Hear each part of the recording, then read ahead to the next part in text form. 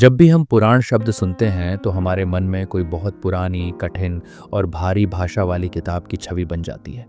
लेकिन सच्चाई ये है कि पुराण केवल ग्रंथ नहीं, बल्कि जीवन को सही दिशा दिखाने वाले अनुभवों का भंडार है। उन्हीं में से एक है स्कंद पुराण, जो सभी 18 महापुराणों में सबसे विशाल और सबसे व्यापक माना जाता है। स्कंद पुराण केवल देवताओं की कथाओं का संग्रह नहीं है, बल्कि यह मनुष्य को यह सिखाता है कि जीवन कैसे जिया जाए, दुखों से कैसे बाहर निकला जाए और धर्म को व्यवहार में कैसे उतारा जाए। स्कंद पुराण की रचना क्यों हुई? जब महर्षि वेदव्यास ने देखा कि कलयुग में मनुष्य धीरे धीरे धर्म से दूर होता जा रहा है, स्वार्थ, अहंकार और भ्रम बढ़ते जा रहे हैं, तब उन्होंने ऐसे ग्रंथ की रचना की जो सरल भाषा में जीवन का सत्य समझा सके। इसी उद्देश्य से स्कंद पुराण की रचना हुई। ऋषियों ने वेदव्यास से प्रश्न किया था, ऐसा कौन सा ग्रंथ है जिसे साधारण मनुष्य भी समझ सके और जो उसे मोक्ष के मार्ग पर ले जाए? तब वेदव्यास ने स्कंद पुराण का उपदेश दिया। यह ग्रंथ हमें बताता है कि धर्म केवल पूजा पाठ नहीं, बल्कि सही सोच, सही कर्म और सही भावना का नाम है। स्कंद नाम का अर्थ क्या है? स्कंद नाम भगवान शिव के पुत्र कार्तिकेय से जुड़ा है। उन्हें स्कंद इसलिए कहा जाता है क्योंकि वे शक्ति, साहस और ज्ञान के प्रतीक हैं। लेकिन स्कंद शब्द का एक गहरा अर्थ भी है, जो अज्ञान को नष्ट करे और जीवन को दिशा दे। इसी कारण यह पुराण केवल भगवान स्कंद की कथा नहीं, बल्कि पूरे जीवन दर्शन का ग्रंथ है। स्कंद पुराण बार बार एक बात स्पष्ट करता है कि मनुष्य का सबसे बड़ा शत्रु बाहर नहीं, उसके भीतर होता है। इस ग्रंथ में बताया गया है कि अहंकार कैसे विनाश का कारण बनता है, लोभ कैसे मनुष्य को अंधा कर देता है, क्रोध कैसे विवेक छीन लेता है और भक्ति कैसे सब कुछ ठीक कर देती है। यह पुराण हमें डराता नहीं, बल्कि समझाता है। यह सिखाता है कि गलती करने वाला इंसान भी यदि सच्चे मन से सुधरना चाहे तो ईश्वर उसे स्वीकार कर लेते हैं। स्कंद पुराण में धर्म को केवल मंदिर या पूजा तक सीमित नहीं किया गया। यहाँ धर्म का अर्थ है माता पिता का सम्मान, सत्य बोलना, किसी का अहित न करना, जरूरतमंद की सहायता करना, अपने कर्तव्यों को ईमानदारी से निभाना। यह ग्रंथ बताता है कि अगर कोई व्यक्ति पूजा न भी कर पाए, लेकिन उसका आचरण शुद्ध है, तो वह भी धर्म के मार्ग पर है। स्कंद पुराण की सबसे सुंदर बात यह है कि यह किसी एक मार्ग को श्रेष्ठ नहीं कहता। यह सिखाता है कि केवल ज्ञान अहंकार पैदा कर सकता है, केवल कर्म थकान दे सकता है केवल भक्ति भावुक बना सकती है, लेकिन जब तीनों मिलते हैं तब मनुष्य सच्चे अर्थों में पूर्ण बनता है। इसी संतुलन को स्कंद पुराण जीवन की सबसे बड़ी साधना मानता है। आज का मनुष्य तनाव, डर, तुलना और असंतोष से घिरा हुआ है। स्कंद पुराण उसे धीरे धीरे समझाता है कि सुख बाहर नहीं, भीतर है, शांति वस्तुओं से नहीं, दृष्टि से आती है, ईश्वर दूर नहीं, भाव में बसते हैं, जीवन परीक्षा नहीं, अवसर है। यह ग्रंथ हमें जीवन को बोझ नहीं, एक यात्रा की तरह देखने की दृष्टि देता है। धर्म के साथ जियो, कर्म को पूजा बनाओ, भक्ति को जीवन का आधार बनाओ और अहंकार को छोड़ दो। यही जीवन को हल्का, सुंदर और सार्थक बनाता है। जब भी भगवान शिव का नाम लिया जाता है, मन में एक अद्भुत शांति उतर आती है। जटा से बहती गंगा, गले में नाग, शरीर पर भस्म, हाथ में त्रिशूल और आंखों में अपार करुणा। शिव का स्वरूप जितना रहस्यमय है, उतना ही गहरा भी। स्कंद पुराण में शिव को केवल देवता नहीं, बल्कि संपूर्ण ब्रह्मांड की चेतना बताया गया है। यह अध्याय हमें सिखाता है कि शिव को समझना मतलब जीवन को समझना। शिव कौन है वास्तव में? स्कंद पुराण कहता है, शिव किसी एक रूप, मूर्ति या स्थान तक सीमित नहीं है, वे तत्व हैं। शिव का अर्थ है कल्याण। जहाँ कल्याण है वहीं शिव है। वे न जन्म लेते हैं, न मरते हैं, न उन्हें कुछ चाहिए, न वे कुछ चाहते हैं। फिर भी वे अपने भक्तों के लिए सब कुछ लुटा देते हैं। इसीलिए उन्हें भोलेनाथ कहा गया है। स्कंद पुराण में बताया गया है कि शिव को महादेव इसलिए कहा जाता है क्योंकि वे देवताओं के भी देवता हैं। जब सृष्टि संकट में पड़ती है, तब सभी देवता शिव की शरण जाते हैं। शिव सृष्टि के पहले भी थे, सृष्टि के साथ हैं और सृष्टि के बाद भी रहेंगे। वे सृजन, पालन और संहार तीनों के मूल हैं। शिव कैलाश पर्वत पर रहते हैं, न राजमहल न ऐश्वर्य। उनका जीवन हमें सिखाता है कि सादगी ही सबसे बड़ी संपत्ति है। भस्म लगाना यह बताता है कि एक दिन सब कुछ भस्म हो जाना है, इसलिए अहंकार मत करो। जटाओं में गंगा यह संदेश देती है कि भावनाओं को बहने दो, पर नियंत्रण के साथ। नाग बताते हैं कि डर को गले लगाओ, वही शक्ति बन जाता है। शिव का तीसरा नेत्र केवल विनाश का प्रतीक नहीं है, वह ज्ञान का नेत्र है। दो आंखें संसार को देखती हैं, तीसरी आंख सत्य को देखती है। जब मनुष्य का विवेक जागता है तब उसका तीसरा नेत्र खुलता है, और तभी अज्ञान, अहंकार और भ्रम झलकर समाप्त हो जाते हैं। स्कंद पुराण कहता है, जो व्यक्ति भीतर की आंख खोल लेता है उसे बाहर के अंधकार से डर नहीं लगता। बहुत लोग शिवलिंग को गलत दृष्टि से देखते हैं, लेकिन स्कंद पुराण स्पष्ट करता है कि शिवलिंग ऊर्जा का प्रतीक है। लिंग का अर्थ है चिन्ह या संकेत। शिवलिंग यह दर्शाता है कि ब्रह्मांड की सारी सृष्टि एक ही ऊर्जा से उत्पन्न हुई है। यह हमें याद दिलाता है कि हम सब उसी चेतना के अंश हैं, कोई ऊंचा नीचा नहीं, सब एक ही स्रोत से आए हैं। शिव अपने भक्तों से कोई दिखावा नहीं चाहते, न सोना, न चांदी, न बड़े यज्ञ, बस सच्चा भाव चाहिए। एक लोटा जल, एक बेलपत्र और सच्चा मन, यही शिव को प्रसन्न करने के लिए काफी है। स्कंद पुराण में बार बार कहा गया है कि जो व्यक्ति मन से शिव को याद करता है उसके जीवन की गांठें धीरे धीरे खुलने लगती हैं। शिव को आदियोगी कहा गया है, योग के पहले गुरु। ध्यान में बैठे शिव यह सिखाते हैं कि शांति बाहर नहीं, भीतर है। उत्तर शब्दों में नहीं, मौन में है। समाधान भागने में नहीं, ठहरने में है। आज के तनाव भरे जीवन में शिव का ध्यान मन को स्थिर करना सिखाता है। शिव तत्व से जीवन में क्या बदलता है? जो व्यक्ति शिव तत्व को समझ लेता है वह कम बोलता है, ज्यादा समझता है। वह क्रोध की जगह करुणा चुनता है। वह दिखावे की जगह सादगी अपनाता है। वह दूसरों को बदलने से पहले खुद को बदलता है। यही असली शिव भक्ति है। जब हम भगवान शिव की बात करते हैं तो उनके साथ एक नाम अपने आप जुड़ जाता है, माता पार्वती। स्कंद पुराण स्पष्ट रूप से कहता है कि शिव और शक्ति अलग नहीं है। शिव चेतना है तो शक्ति उसकी ऊर्जा। बिना शक्ति के शिव निष्क्रिय हैं और बिना शिव के शक्ति दिशाहीन। यह अध्याय हमें नारी शक्ति, तप, प्रेम और संतुलन का गहरा रहस्य समझाता है। स्कंद पुराण के अनुसार शक्ति केवल स्त्री शरीर नहीं है, बल्कि वह ऊर्जा है जिससे पूरा ब्रह्मांड चलता है। जहाँ गति है वहाँ शक्ति है, जहाँ सृजन है वहाँ शक्ति है। हर प्राणी में शक्ति है, पुरुष में भी और स्त्री में भी। लेकिन नारी में यह शक्ति करुणा, धैर्य और सृजन के रूप में विशेष रूप से प्रकट होती है। इसीलिए कहा गया है, शक्ति के बिना शिव भी शव समान है। माता पार्वती की कथा केवल विवाह की कथा नहीं, बल्कि आत्मबल और साधना की कहानी है। उन्होंने शिव को पाने के लिए कोई जिद नहीं की, बल्कि तप किया। वर्षों तक कठोर साधना की, मौन रखा, तपस्या की। उनका उद्देश्य केवल विवाह नहीं था, बल्कि शिव तत्व को समझना था। स्कंद पुराण बताता है कि सच्चा प्रेम अधिकार नहीं मांगता, स्वयं को योग्य बनाता है। पार्वती का तप यह सिखाता है कि जब इरादा शुद्ध हो तो ईश्वर स्वयं मार्ग खोल देते हैं। नारी शक्ति के विविध रूप स्कंद पुराण में शक्ति के अनेक रूप बताए गए हैं, जो जीवन के अलग अलग पहलुओं को दर्शाते हैं। दुर्गा असुरों के विनाश की शक्ति, साहस और आत्मरक्षा का प्रतीक। काली अहंकार, अज्ञान और पाप के विनाश की शक्ति। गौरी शांति, सौंदर्य और पवित्रता की प्रतीक। अन्नपूर्णा पालन और करुणा की देवी, जो भूखे को भोजन देती हैं। इन सभी रूपों का संदेश एक ही है, नारी केवल कोमल नहीं बल्कि अत्यंत शक्तिशाली है। स्कंद पुराण बार बार समझाता है कि संसार तभी संतुलित रहता है जब शिव और शक्ति साथ हों। केवल ज्ञान होगा तो अहंकार बढ़ेगा, केवल शक्ति होगी तो विनाश होगा, दोनों साथ होंगे तभी सृष्टि चलेगी। यही संतुलन हमें अपने जीवन में भी अपनाना चाहिए। बुद्धि के साथ भावना, शक्ति के साथ करुणा और निर्णय के साथ संवेदना। स्कंद पुराण समाज को स्पष्ट संदेश देता है कि जहां नारी का सम्मान होता है वहां देवता निवास करते हैं। नारी को कमजोर समझना अधर्म है, उसे दबाना पाप है और उसका अपमान पूरे समाज को कमजोर करता है। माता पार्वती हमें सिखाती हैं कि नारी त्याग भी कर सकती है और आवश्यकता पड़ने पर शक्ति भी बन सकती है। पार्वती केवल तपस्विनी नहीं, एक आदर्श गृहिणी भी हैं। वे बताती हैं कि गृहस्थ जीवन कोई बंधन नहीं बल्कि साधना का मार्ग है। जहां प्रेम है, सम्मान है और समझ है, वहीं सच्चा धर्म है। पति पत्नी का संबंध केवल सामाजिक नहीं, आध्यात्मिक भी है। शिव पार्वती इसी संतुलन के आदर्श हैं।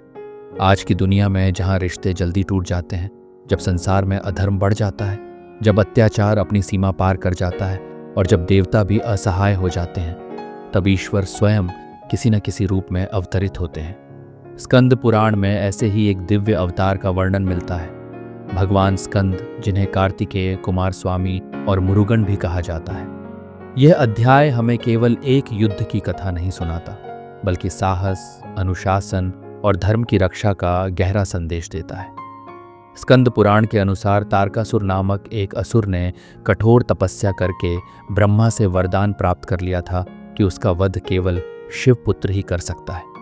यह सोचकर वह घमंड में आ गया, क्योंकि उस समय भगवान शिव योग में लीन थे और उनका कोई पुत्र नहीं था। वरदान मिलते ही तारकासुर ने तीनों लोकों में आतंक मचा दिया, देवताओं को अपमानित किया, यज्ञ बंद करवा दिए और धर्म को कुचलने लगा। देवता भयभीत होकर ब्रह्मा और विष्णु के पास गए, लेकिन समाधान एक ही था, शिव से पुत्र का जन्म। देवताओं की प्रार्थना पर शिव और पार्वती का मिलन हुआ। उनके तेज से एक दिव्य ऊर्जा उत्पन्न हुई, जिसे कोई साधारण गर्भ धारण नहीं कर सकता था। यह तेज अग्नि में गया, अग्नि से गंगा में और फिर गंगा से 6 कृतिकाओं के पास पहुंचा। उन्हीं 6 कृतिकाओं ने उस बालक का पालन किया। इसलिए भगवान स्कंद को षडानन, 6 मुखों वाले कार्तिकेय स्कंद कहा गया। यह कथा यह सिखाती है कि जब उद्देश्य दिव्य हो तब पूरी सृष्टि सहयोग करती है। बाल्य अवस्था में ही स्कंद असाधारण थे। उनके चेहरे पर तेज था, नेत्रों में साहस और हृदय में करुणा। वे केवल युद्ध के लिए नहीं, बल्कि धर्म की स्थापना के लिए जन्मे थे। उनका पालन 6 माताओं ने किया, इसलिए उनमें करुणा, संयम और अनुशासन का अद्भुत संतुलन था। स्कंद पुराण कहता है कि जो बालक धर्म के लिए जन्म लेता है वह उम्र से नहीं, कर्म से बड़ा होता है। भगवान स्कंद का वाहन मयूर, मोर है। यह केवल एक पक्षी नहीं, बल्कि गहरा प्रतीक है। मोर अहंकार और वासना का प्रतीक माना जाता है। स्कंद उस पर सवार हैं, यानी जिसने अहंकार पर विजय पा ली वही सच्चा योद्धा है। मोर का नृत्य यह भी बताता है कि जीवन में आनंद और सौंदर्य होना चाहिए, लेकिन संयम के साथ। जब स्कंद युवावस्था में पहुंचे तब उन्होंने देवताओं का नेतृत्व संभाला। उनका तेज इतना प्रबल था कि असुर सेना कांप उठी। अंततः भयंकर युद्ध हुआ और स्कंद ने तारकासुर का वध कर दिया। लेकिन स्कंद पुराण यहाँ एक सुंदर बात कहता है। यह युद्ध केवल बाहरी नहीं था, यह अहंकार, अत्याचार और अज्ञान के विरुद्ध युद्ध था।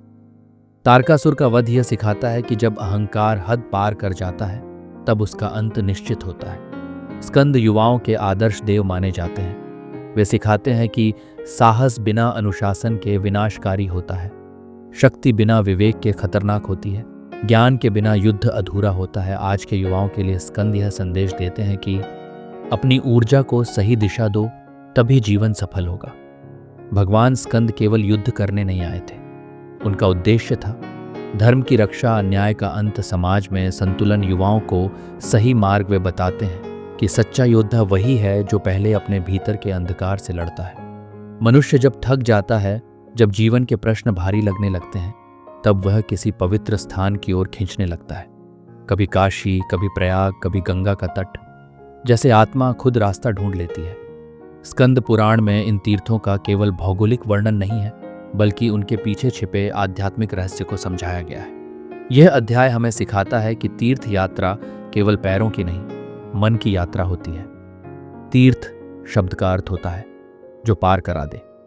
स्कंद पुराण कहता है कि तीर्थ वह स्थान है जहां जाकर मनुष्य अपने भीतर जमे पाप, अहंकार और भ्रम से मुक्त होने लगता है। लेकिन यहाँ एक गहरी बात कही गई है। यदि मन अशांत है तो 1000 तीर्थ भी शांति नहीं दे सकते, और यदि मन शुद्ध है तो हर स्थान तीर्थ बन जाता है। गंगा केवल नदी नहीं, चेतना की धारा। स्कंद पुराण में गंगा को माँ कहा गया है। वह केवल जलधारा नहीं, बल्कि करुणा और शुद्धि की प्रतीक है। कहा गया है कि गंगा स्वर्ग से धरती पर केवल इसलिए उतरी ताकि मानव अपने पापों से मुक्त हो सके। लेकिन ग्रंथ यह भी समझाता है कि गंगा का जल तभी पवित्र करता है जब मन में पश्चाताप और सुधार की भावना हो। गंगा हमें सिखाती है, जैसे वह सब कुछ बहा ले जाती हैं, वैसे ही हमें भी अपने भीतर की नकारात्मकता बहा देनी चाहिए। स्कंद पुराण में काशी को सबसे पवित्र नगर बताया गया है। कहा गया है कि स्वयं भगवान शिव यहाँ वास करते हैं। यहाँ मृत्यु भी भय नहीं देती, क्योंकि माना जाता है कि काशी में देह त्यागने वाले को स्वयं शिव तारक मंत्र सुनाते हैं।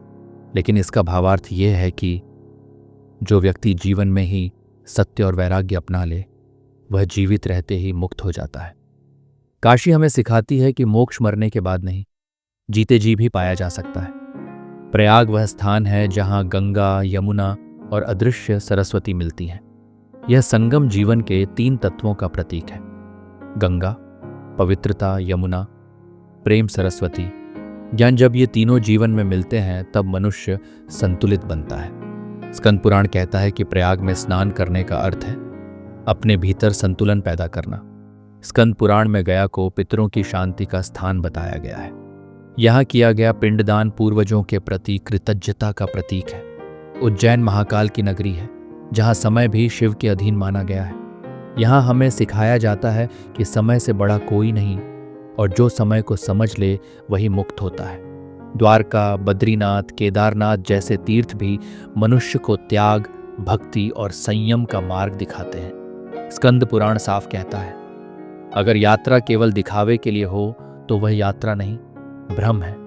तीर्थ यात्रा का असली उद्देश्य है अहंकार को छोड़ना, क्षमा सीखना, कृतज्ञ बनना, मन को शुद्ध करना। अगर मन बदल गया तो वही सबसे बड़ा पुण्य है। स्कंद पुराण बताता है कि पुण्य केवल दान से नहीं होता, बल्कि भाव से होता है। पुण्य है किसी दुखी को सहारा देना, भूखे को भोजन देना, सत्य बोलना, किसी का अपमान न करना, मन में करुणा रखना। और पाप केवल अपराध नहीं, बल्कि अहंकार, ईर्ष्या और घृणा भी है। यह अध्याय हमें समझाता है कि तीर्थ बाहर नहीं, भीतर खोजने हैं। जब मन शुद्ध होगा, विचार पवित्र होंगे, तब हर जगह ईश्वर दिखाई देगा। स्कंद पुराण कहता है, जो अपने मन को जीत लेता है उसने सारे तीर्थों का फल पा लिया।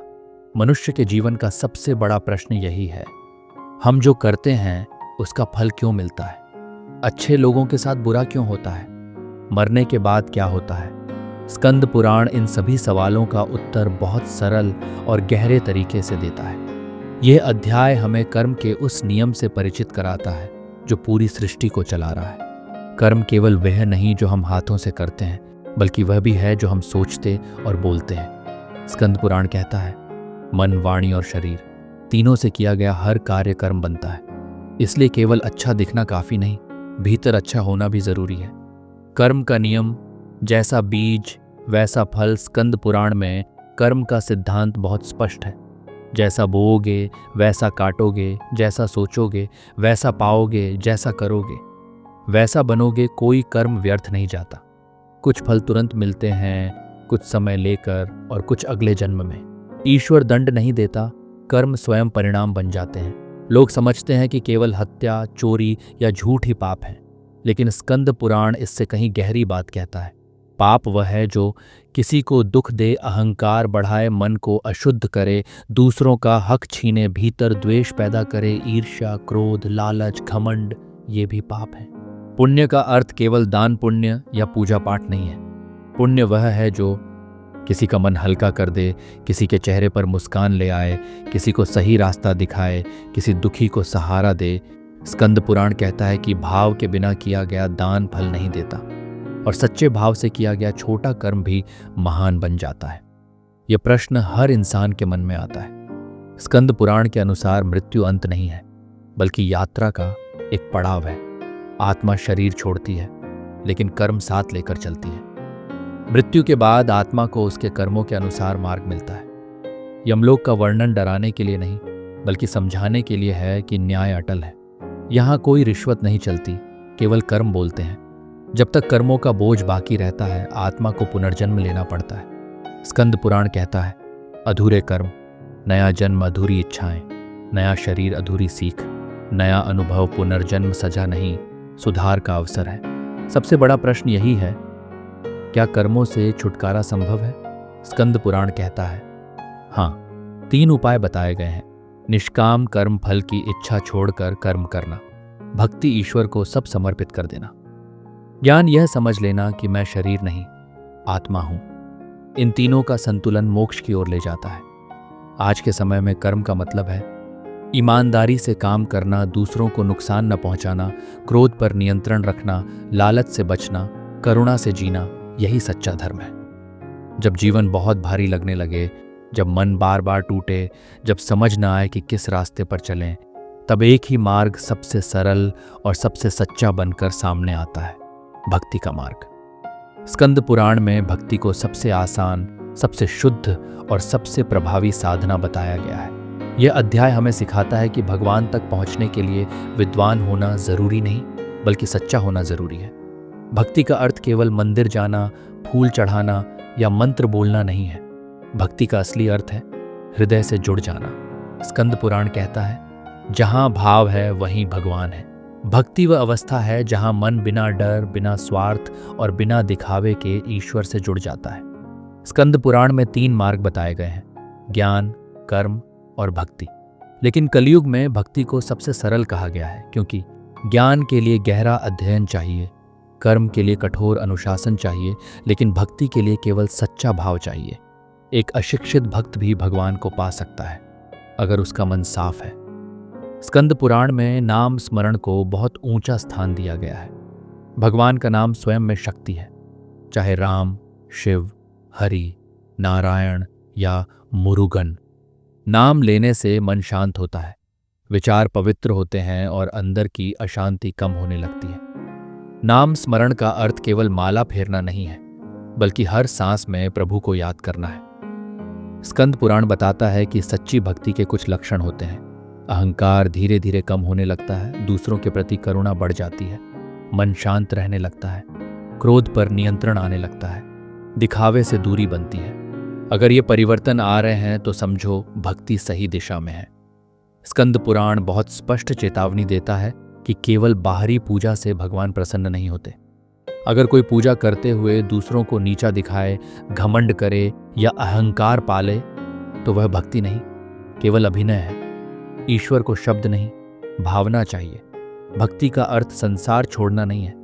गृहस्थ जीवन में रहते हुए भी भक्ति संभव है। कर्तव्य निभाते हुए, परिवार संभालते हुए, ईमानदारी से काम करते हुए, यह सब भी भक्ति ही है, यदि उसमें समर्पण हो।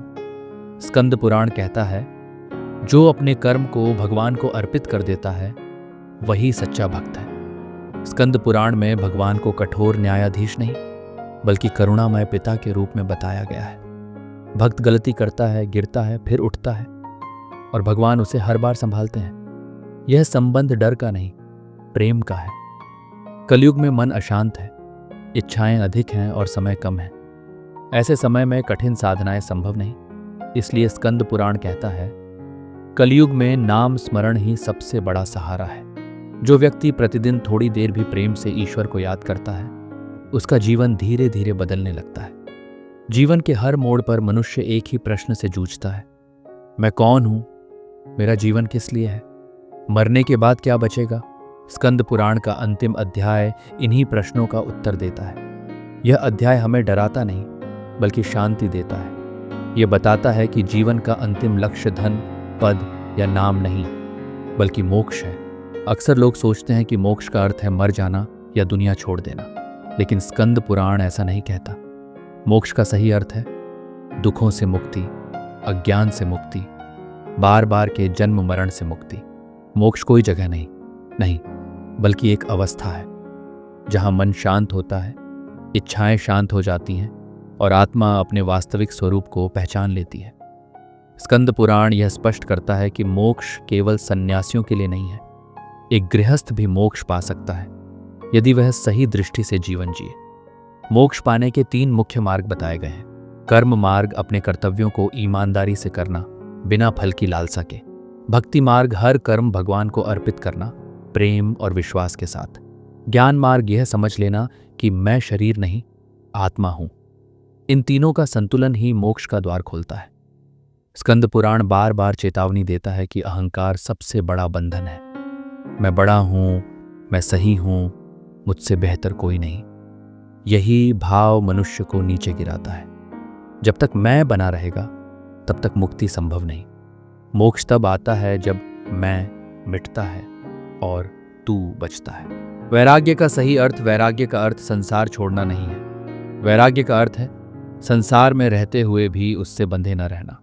स्कंद पुराण सिखाता है, चीजें रखो पर उन पर निर्भर मत बनो, रिश्ते निभाओ पर आसक्ति में मत डूबो, धन कमाओ पर घमंड मत करो, यही सच्चा वैराग्य है। इस संसार में कुछ भी स्थायी नहीं है, न शरीर, न संबंध, न संपत्ति। जो स्थायी है वह है आत्मा। स्कंद पुराण कहता है, जो ये जान लेता है कि वह शरीर नहीं आत्मा है, वही मुक्त है। जब यह समझ जाग जाती है तब डर खत्म हो जाता है। मोक्ष कोई दूर की चीज नहीं, ये रोजमर्रा के जीवन में भी अनुभव किया जा सकता है। जब मन शांत हो, जब द्वेष न हो, जब ईर्ष्या न हो, जब संतोष हो, जब क्षमा आ जाए, यही मोक्ष की झलक है। जीवन को बोझ मत बनाओ, धर्म को डर मत बनाओ, ईश्वर को दूर मत समझो और खुद को छोटा मत समझो। ईश्वर तुम्हारे भीतर है, सत्य तुम्हारे भीतर है, शांति तुम्हारे भीतर है, बस भीतर झांकने की देर है। धर्म से जियो, कर्म से चलो, भक्ति से जुड़ो और ज्ञान से मुक्त हो जाओ। यही स्कंद पुराण का अंतिम उपदेश है। अगर आपको ये पूरा स्कंद पुराण सार पसंद आया हो तो वीडियो को लाइक ज़रूर करें और ऐसे ही गहरे, भावनात्मक और शास्त्र सम्मत कंटेंट के लिए चैनल को सब्सक्राइब करना न भूलें। जय महादेवा, हर हर महादेव।